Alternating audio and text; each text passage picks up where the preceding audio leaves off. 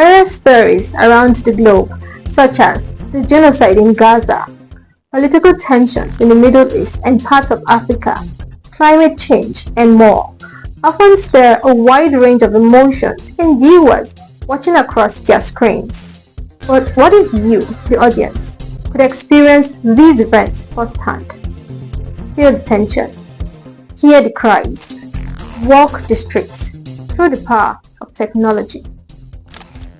Welcome to the world of immersive journalism.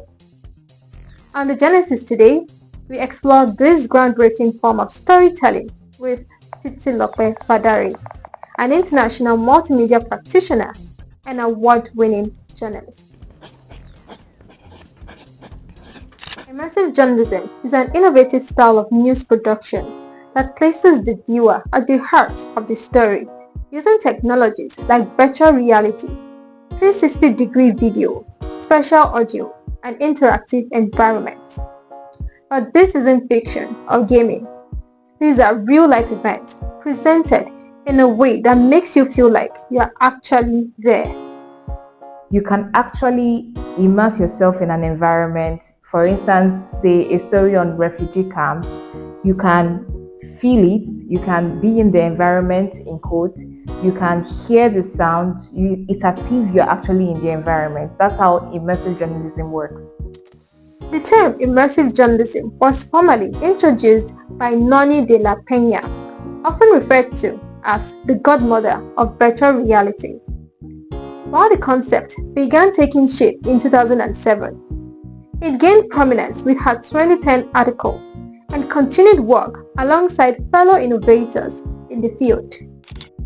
Now, here's why it matters. In a world often overwhelmed by headlines and shrinking attention spans, immersive journalism commands focus. It dissolves the barrier between the story and the viewer's emotions, and when done responsibly, it can foster empathy, deepen understanding, and amplify the voices of people whose stories might otherwise be drowned out in the noise. For journalists, this is extremely helpful because it breaks down complex stories like climate change, migration, conflicts, and makes people actually care about the stories because they are immersed in it. And for the audience and news consumers, it sticks emotionally. It makes them see why it is important for them to care about the situation. And in a world where misinformation is everywhere, there's evidence. Immersive journalism provides evidence for people to see that this situation actually exists. But of course, it's not without challenges. There are concerns about sensationalism, bias, and the risk of re-traumatizing audiences. As immersive journalism is powerful and can be very useful, it also has its challenges. For instance, access gap. Not all journalists can afford getting a VR headset or a 360-degree camera, and even the tools to actually watch it, not all consumers have access to it. There's also the ethical risk to it. How can we draw like a fine line between exploitation and empathy? Immersive experiences can be traumatizing and very overwhelming, particularly with very sensitive topics like gender-based violence.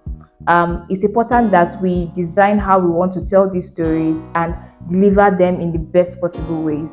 To address all these challenges, it's important to build stronger ethical guidelines. It's important to build media literacy, and it's important that journalists are trained on how to use these tools, and if possible, provide access for journalists to be able to make use of these tools responsibly. Still, just like stepping into someone else's shoes, perhaps the global audience would be more empathetic if they felt the news rather than just watching it unfold on a screen.